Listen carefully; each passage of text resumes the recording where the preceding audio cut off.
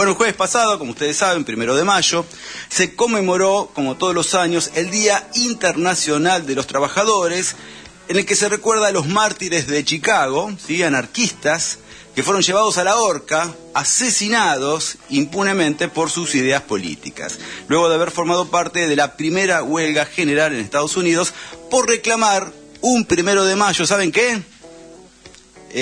La jornada laboral de 8 horas. Esto fue en 1886. Los asesinaron, los ahorcaron, porque tan solo estaban exigiéndole a los patrones que haya una jornada lógica de trabajo de 8 horas y no más que eso, y que después los dejen vivir un poquito, ¿no? Porque 8 horas también hay que dormir. Con lo cual, nada, dividir el día de 24 horas en 3 no está mal. 8, 8 y 8. Era un poco lo que estaban planteando en ese momento. ¿Para qué? Bueno, a partir de ese acontecimiento histórico, el Día Internacional de los Trabajadores es la celebración por excelencia del movimiento obrero mundial. Es la jornada que se utiliza en la mayoría de los países del mundo para realizar diferentes reivindicaciones sociales y laborales a favor de las clases trabajadoras por parte de los espacios políticos socialistas, anarquistas y comunistas. Y en Argentina, esencialmente, eso mismo lo hacen con el peronismo. El peronismo, de alguna manera, dignificó todo lo que tenga que ver con el tema del trabajo. Y esto es así porque, más allá de que existan y haya habido siempre gremios de otro signo político, sobre todo la izquierda en nuestro país, la historia del movimiento obrero se define a partir de un antes y un después de lo que fue el 17 de octubre de 1945. A partir de esa fecha, surgió en la Argentina, pero esto ya estaba sucediendo en distintas partes del mundo, lo que se llama el estado de bienestar, que hizo posible que la clase trabajadora no se planteara ningún tema relacionado a la toma del poder, ni nada que se le parezca, porque la relación capital-trabajo se encontraba relativamente estable en todos sus niveles. Era el famoso 50-50, ¿no? Hoy estamos hablando ya de un 90-10 más o menos al día de hoy, pero en ese momento el famoso 50-50.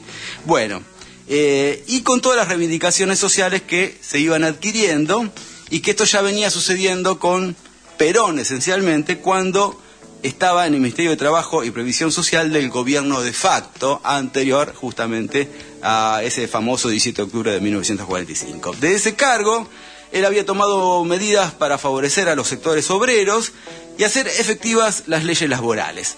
También vinieron las vacaciones pagas. A ver, recuerden esto que voy a decir, porque es lo que va a ir desapareciendo en breve, ¿eh?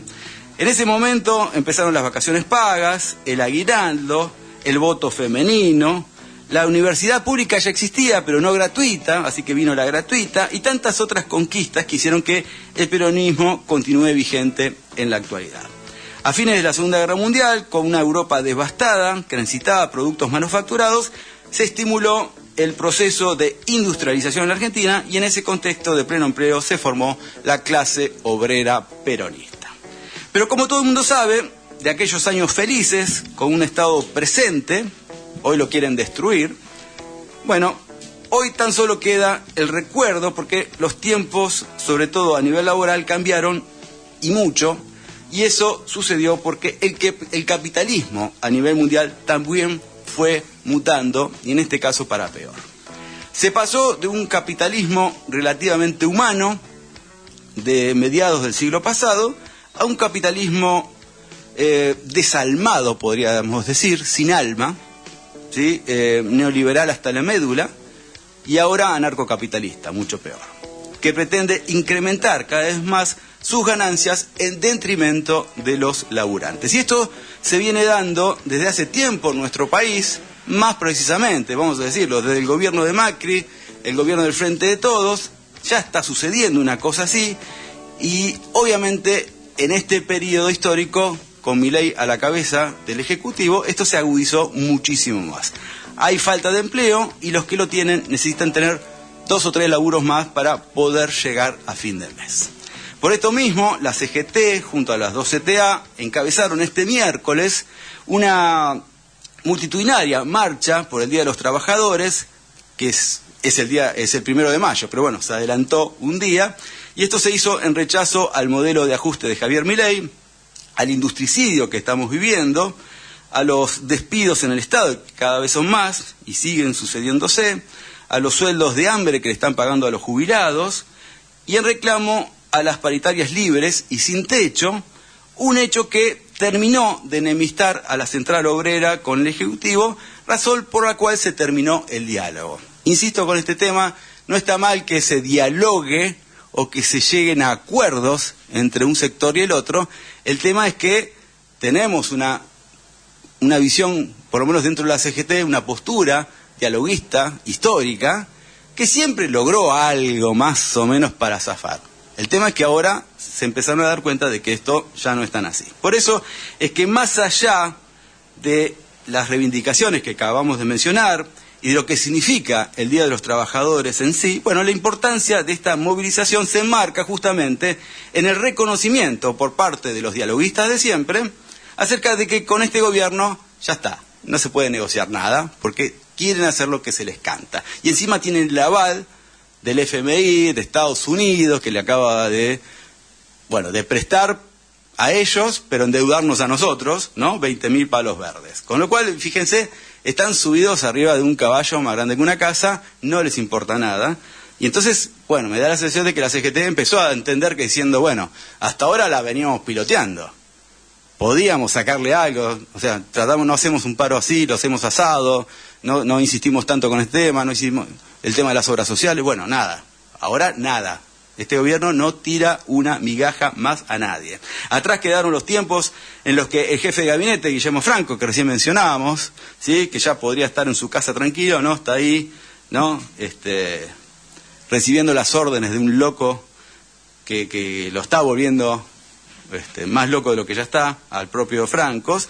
Bueno, el secretario de Trabajo, Julio Cordero, recuerdo los tiempos de hace poco, en realidad, el año pasado, el mismo Caputito, ellos se preocupaban en mantener abiertas las vías de comunicación con la cúpula CGTista y se mostraban dispuestos a solucionar algunos de los problemas de los sindicatos y de las obras sociales. Pero la decisión de no homologar ninguna paritaria que vaya por encima del 1%, a ver, si tuvieron un aumento algunos del 1%, si la tienen más, empiezan los conflictos.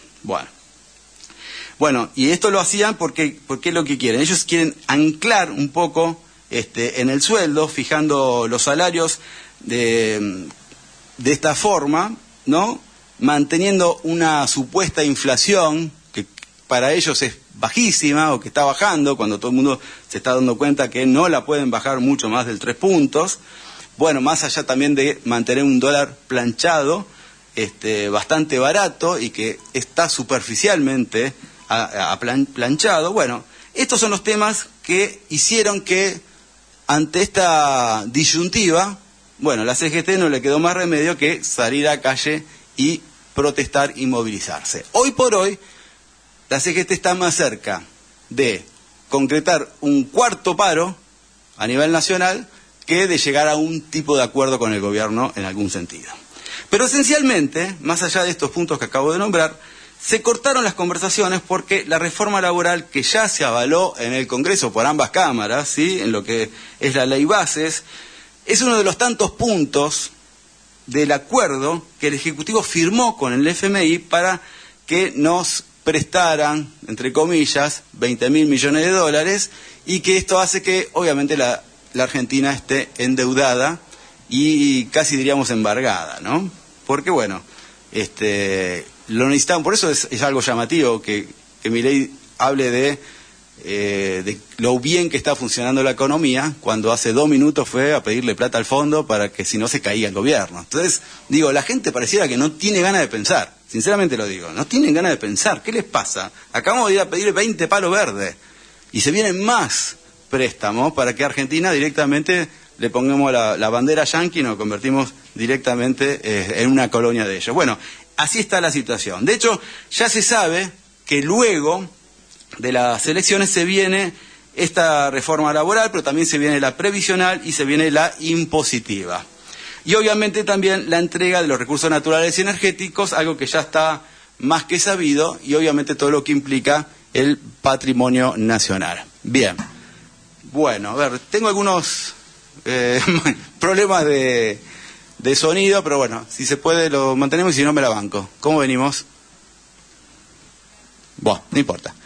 Bueno, seguimos, no importa. Bueno, pero en términos laborales, lo que se viene es una instancia de semi-esclavitud en que los derechos conquistados, como la huelga, la protesta o las vacaciones pagas, yo no quiero decir, no quiero exagerar, pero ¿estará en juego también el voto femenino, por ejemplo? No creo, ¿no? Pero bueno, evidentemente van a dejar de ser reconocidos. Hacia ese lugar nos quieren llevar este desgobierno de Javier Milei, que está implementando un programa de ajuste inhumano que se está llevando puesta la democracia y en el que el 80% de la población va a quedar a merced de un puñado de empresarios ricos que no van a pagar impuestos, obviamente, por eso avalan a este gobierno, pero que van a poder hacer lo que quieran con los laburantes porque la incidencia de los sindicatos va a ser cada vez menor.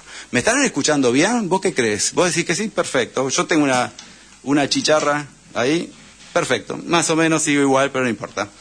Bueno, de hecho, Milei volvió a llamar los sindigarcas, ¿sí? El miércoles pasado durante un discurso muy provocativo dirigido a una entusiasta platea de empresarios y financistas en Expo EFI, en el Centro de Convenciones porteño. Ya les había dedicado unos cuantos insultos a través de X el 10 de abril cuando se llevó adelante el paro general, el tercero sería este. Bueno, ante los empresarios, Milei confirmó que tiene en sus planes una reforma laboral y previsional favorable, dijo él, fíjense, favorable a los trabajadores y a los jubilados. Yo creo que ni él se creía eso mientras lo decía, y en el que obviamente la CGT no va a tener ningún tipo de incidencia. Seguimos avanzando para hacer más reformas en el trabajo y lograr más flexibilización, adelantó este impresentable que tenemos como presidente, y esto lo dijo de alguna manera haciendo regocijar a toda la gente que estaba ahí, los empresarios que estaban ahí presentes. Y es que si esto no se frena pronto, lo que se viene es, y esto mucha gente ya lo sabe, ya estamos viviendo una especie de plutocracia, un gobierno de los ricos, que como ya está pasando con los jubilados, esto solamente se puede sostener con represión. Como le están pagando a los jubilados en todos los miércoles cada vez que van a reclamar para que no sé, les tiren un poco más de plata porque con esto que están recibiendo no pueden vivir. Bueno, evidentemente esto es lo que piensan hacer de aquí en adelante con todos los que vayan a protestar, por eso es inminente que haya un tipo de organización un poquito más profunda. Probablemente ante este panorama desolador, ciertos integrantes de la CGT y las dos CTA, bueno, se reunieron luego de la movilización del miércoles con el gobernador de la provincia de Buenos Aires. Esto se hizo en la sede de Azopardo.